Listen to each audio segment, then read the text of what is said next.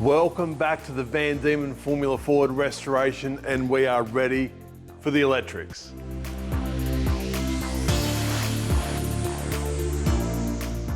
This is the famous wiring harness out of the car, and in one of the very first episodes I told a story about how this wiring harness cost us thousands of dollars, and now it's been cut up. It's had stuff added to it, stuff cut out of it. It's had a old school data logging system added to it. And it's not only a mess, but my major concern is now the corrosion. All the terminals are really badly corroded. I can be sure that inside the switches are corroded, the kill switch will be corroded. So I really don't think there's any of this wiring harness that we can actually use. Realistically, all we need for this car to run is power to the ignition coil and some power to the starter motor. So there's a whole bunch of wires here that we will never use. So I think we have to make the decision to start fresh. We ran some new wires, we'll get some new switches. Last thing we want to do is put this car together and have an electrical gremlin because something's corroded or something's old or has been damaged. So we'll reuse the dash cluster, we'll reuse the switch panel, but I think that is about all we're going to use. I'm certainly not the electrician around here. We've got people for that, but something this simple, I'm going to have a go at it. So if you see me doing anything wrong, please slaughter me in the comments. But all I've done, 7 wires. I've tagged each one for what they're for, and I think I can do the whole car with these 7 wires. We're going to run this from about the steering wheel where the switch panel and instrument cluster is, run it down beside the car to the back of the car and terminate each wire as we go.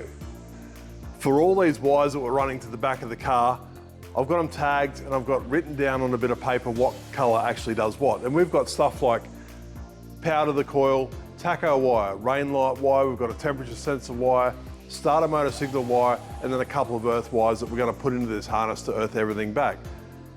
I'm thinking if we can just mount this up to where it needs to be, lay the cables out to where the location is for the relevant switches or to the coil, and then we can terminate these as we go. And then we can even heat shrink this off to really tidy this wiring harness up. I've got heaps of length on my wiring that I've put together. I've just tied it up the top there, up above the steering column. So any wires we need to get to the back of the dash cluster, we've got heaps of length. Switch panel, it's in about here. So once again, we can just cut those wires back as we need them. I'll keep pulling these through the car. We're going to run them in with the braided hoses just to make everything neat. We've already got the room down there for it, and we'll get this drawn out to the back of the car.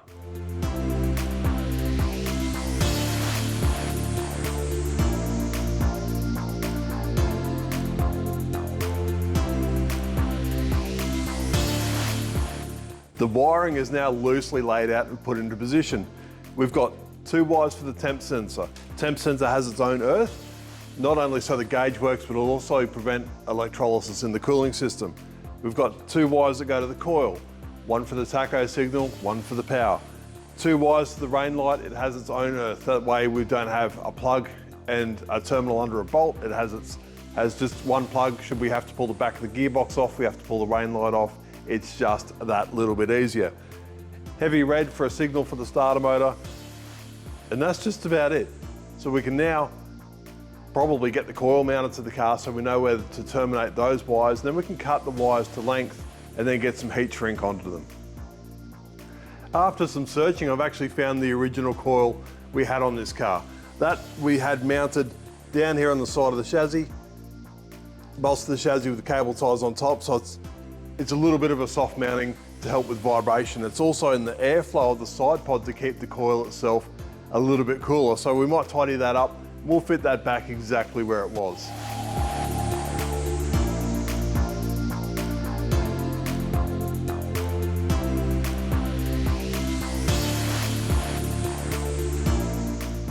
Now that we've got the coil fitted to the car where it needs to be, I'm going to run some heat shrink from this side of the harness up to where the wires need to come out from the other wires. And all I've done to do that is electrical tape a bit of welding wire to the harness so that I can simply feed that through to heat shrink. No hassle at all. I'm not losing wires or getting wires tangled up. I can just push that through, and then grab hold of the welding wire and pull that down over the harness.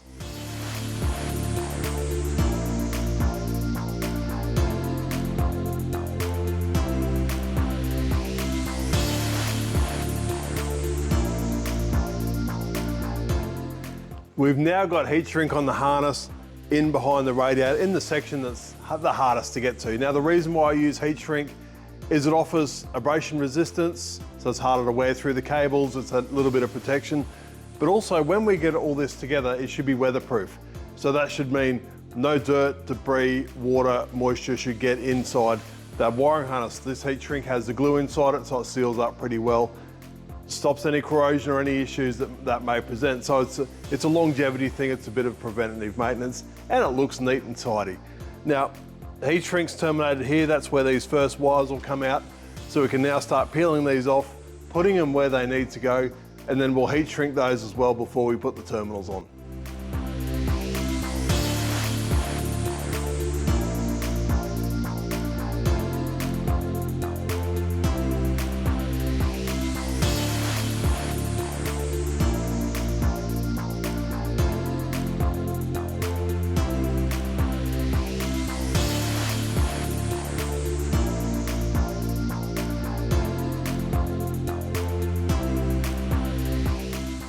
As I'm working my way towards the rear of the car, I've done the temperature sensor and its earth, I've done the coil, I've done the tacho wire, and I'm just about to do the starter motor. I'm laying the heat shrink on as I go, and I'm trying to overlap at any joins I have or any terminals I put in. I've pushed these three into that main heat shrink that we've done earlier. Now, I haven't shrunk the heat shrink, you may have noticed that. What I'm leaving it to the end so I can heat shrink it when it's in the car, when it's in position. I find the harness will hold its shape a lot better, and this takes the load off any terminals or joins that you've got in the harness. I have to heat shrink the ones I can't get to when it's assembled or on the terminals, but the main body of it, I'll do it once it's all finally assembled. Except for the rain light, the rear of the car is completely wired in. Everything's fitted up, the heat shrunk's been shrunk, there's plenty of length on everything, there's no strain on any of the terminals, no push or pull, everything's in there nice and relaxed and looks really good. That's done. We can now turn our attention to the front of the car. We can get the instrument cluster and the gauges fitted up, and then we can start to wire them in. The instrument cluster and the switches. This is a switch panel, 2 switches and a button. Rain light, ignition, and a start button. Really, really simple and straightforward. So all we need to do with that is get power to the rain light, power to the ignition coil, and power to the signal of the starter motor. That should be quite simple. Instrument cluster, we've got a tacho, which is 3 wires, we've got a temperature gauge, and we've got a manual oil pressure gauge, so we don't need to worry about that. No dash lights, no warning lights, nothing fancy, not even a shift light. And that's exactly how this car ran back in the day when it won its championship. So that's how we're going to leave it. We'll clean this instrument cluster up, we'll get wired up what we can on the bench before we fit this thing into the car. The old switches have been removed from the switch panel. Switch panel has been cleaned up and is ready for the new switches. We've got them laid out ready to go. Dash cluster has been cleaned the best we can. We've dusted off the back of the gauges. We are pretty mindful of doing any damage, but the dash cluster has 2 big holes in it, so we might as well use them. We're going to put this red button in it. It's for a fire suppression system. It's a standalone system that I wouldn't include in the wiring because it's standalone, but while we have the dash apart, now's the time to fit that up. Also, we're going to put a circuit breaker in it. That way we can draw all the power from the battery to the back of the circuit breaker, then the circuit breaker can tee out and supply the power to the switches and the gauges as we need them. Also worth noting is all of these rubber isolation mounts. These are used not only on the switch panel, but also on the back of the dash, and that's really testament as to how much vibration these cars actually create. So all of these will be refitted, and they will help the gauges and the switches live a whole lot longer. There is actually threaded bosses in the chassis for the isolation mounts to screw into, and luckily we've covered them up when it's got powder coated. It's made our life a whole lot easier. So I can screw all of these back into place, and then the dash cluster actually fits into the car from the inside.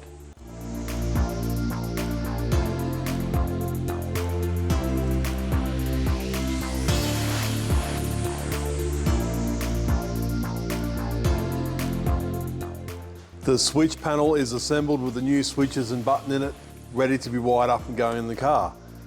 I've put the circuit breaker into the dash, but I've had a change of mind on the fire suppression button. I forgot how tight it is around the steering wheel, and it's nearly impossible for a driver to get his finger in there and push that button effectively, especially in the panic of a fire or if something's going wrong. So I'm going to relocate that. We'll leave that till later on.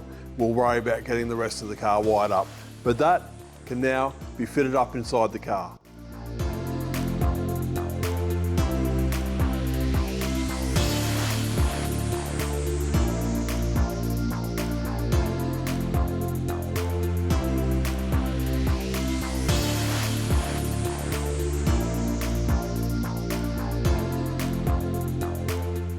Dash cluster is fitted and in the car, and with it is the circuit breaker. All the power for the switches and gauges will draw from the back of the circuit breaker. The circuit breaker will then go off to the master switch. We also have a master earth down here on the bottom of the car. It's just a bolt welded to the chassis, but that's where the battery will earth to, and we will run all our earth cables for the gauges and the sensors to that earth as well. Just finalising the wiring harness that's going to go to the dash and to the switch panel. I've added some wires in it. I've added an earth wire and a power wire. The power wire goes all the way back to the kill switch in the middle of the car, and all the earth wires run out the bottom and will go to the master earth for the same place the battery's going to go earth.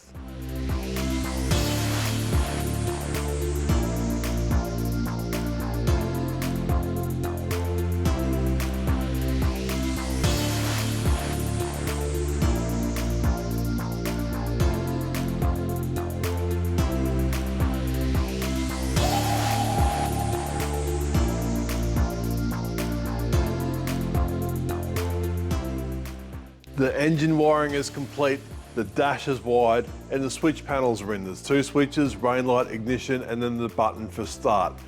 So what do we do next? Well, next up we need to get a battery in this car so we can wire to the kill switch. We can power this system up and make sure that everything actually works. This is the battery we're going to use in the Formula Ford. It's a non-spillable battery, so no acid will fly out of it, go all over the driver or all over the race car. We need to make a mount for this.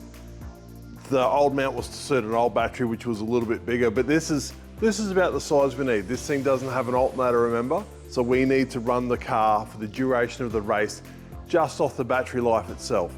It also needs enough power to start the car, but other than that, it doesn't have too much to run.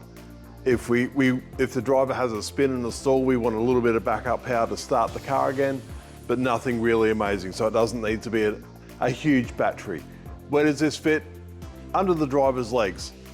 As he sits in the seat, his bum's about where the radiator's in. His legs come up, then go back down, and in that area of void underneath his legs, that's exactly where this battery will live.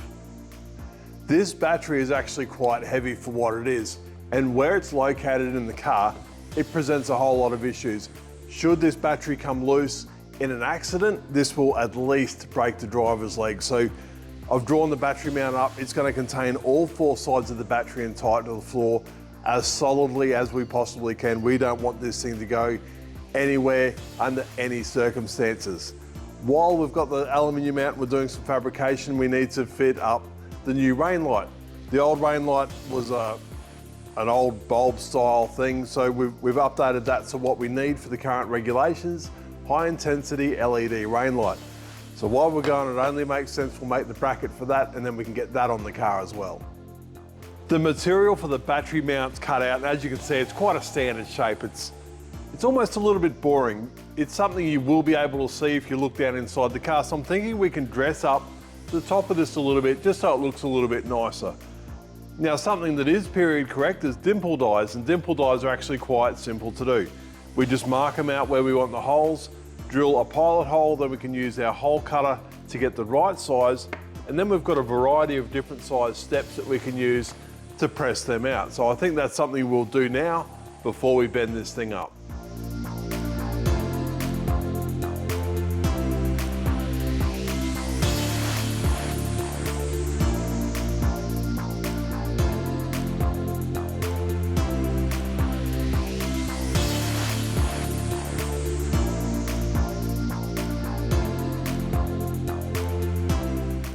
The pilot holes have been marked out and drilled, and now it's time to get the bigger cutter onto it to get a decent sized hole out of it. Simply slips through the hole, the other side, the cutting side goes on the bottom, and then we can either stick that in the press or tighten that bolt up, and that'll cut a really neat hole that fits our flaring tool.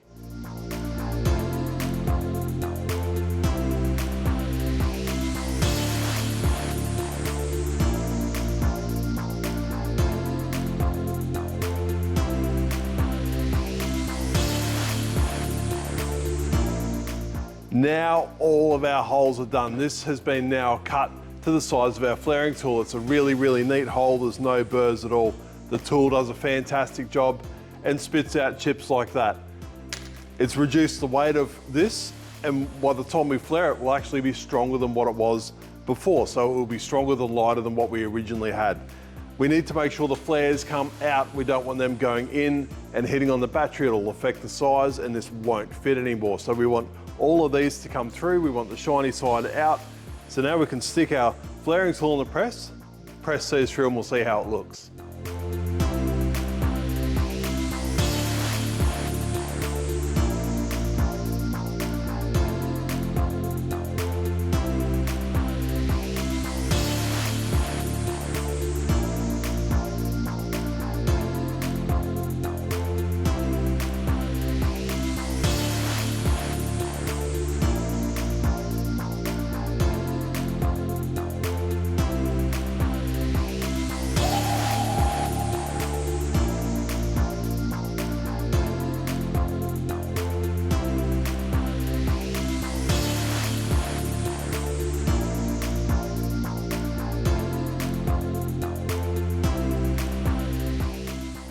The battery box is all folded up with the holes and dimples in it, and luckily it still fits on the battery.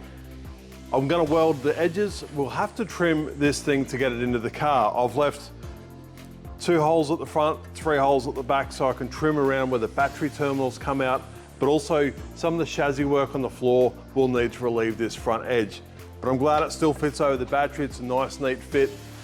I'll finish welding that up, then we'll start trimming it up, and then we can get the battery in the car. The rain light bracket is also done. The wires come out the back of the bracket, and this mounts on the side of the sway bar at the back of the car. It's quite exposed, but it's where it's got to be.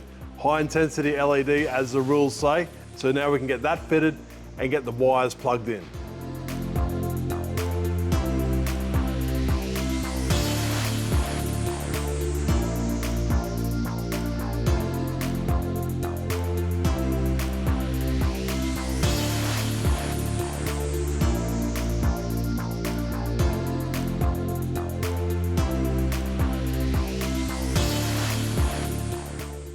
The rain light is now mounted, wired in with the plug on it, so it's easy.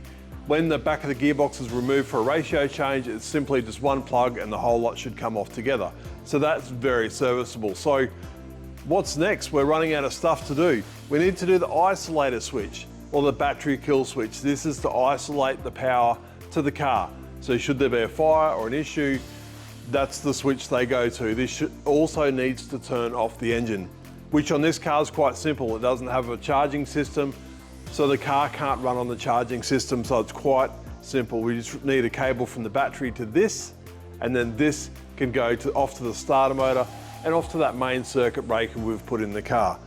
I've found the bracket for the isolator switch to mount to. It goes right there. And this has actually got a sticker on it that was put on there by the customer of the car many, many years ago. He always got a bit of criticism for loving his stickers too much, and he's put the sticker on there. So I'm going to leave this as it is, attach that back to the car, get this isolator switch mounted in place, and then we can start running some cables. This isolator switch is brand new. These are just mechanical contacts. As the key goes in and screws in, it pushes the contacts together. The contacts, they do wear, they do corrode, they do get dirty, and these often give problems, and generally in a race car we'll change this every 12 months just to prevent any issues. So for what we're doing, it's got a brand new switch in it. They're not worth very much, but it's going to eliminate any possible issues that the old one could have given.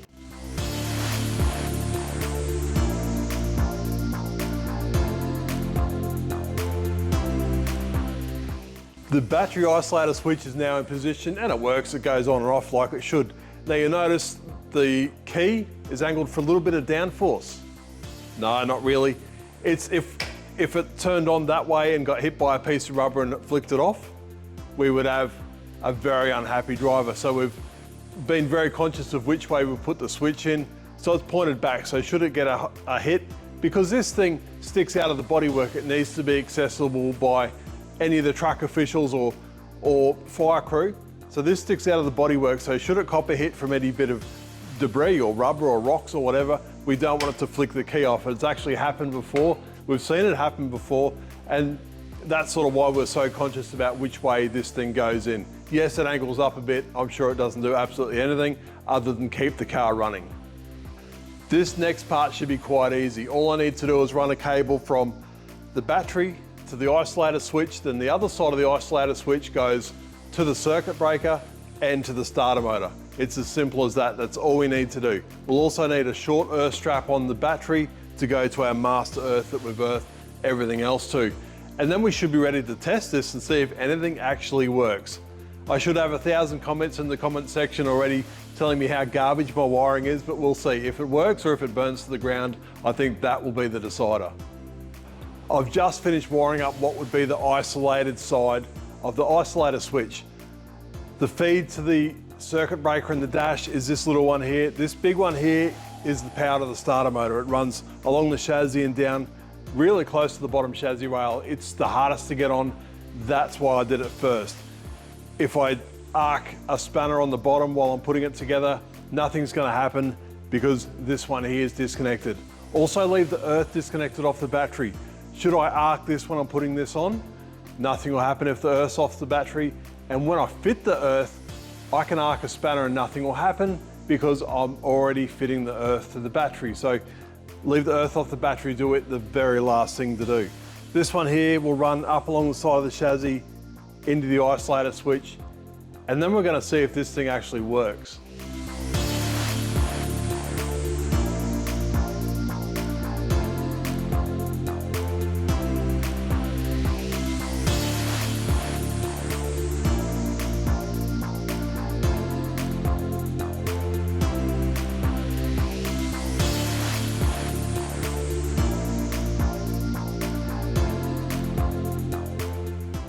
I would like to think that this electrical system is really, really simple and basic. Everything should be really easy to service. We know exactly what each color wire does. And I think we've eliminated any unnecessary terminals or connectors or anything like that. It should have a long service life. And I'm sure there's better ways to do it. I'm sure there's more complex ways to do it. And I'm sure there's more expensive ways to get the job done. But I think for what we need, I think this will service this car perfectly. All up, it's probably a solid day's work, a big day, and you'd get it done. Now, my argument over putting the old harness in is that I would spend a lifetime chasing electrical gremlins and stuff not working properly. That harness makes no sense. It's had so much stuff added to it.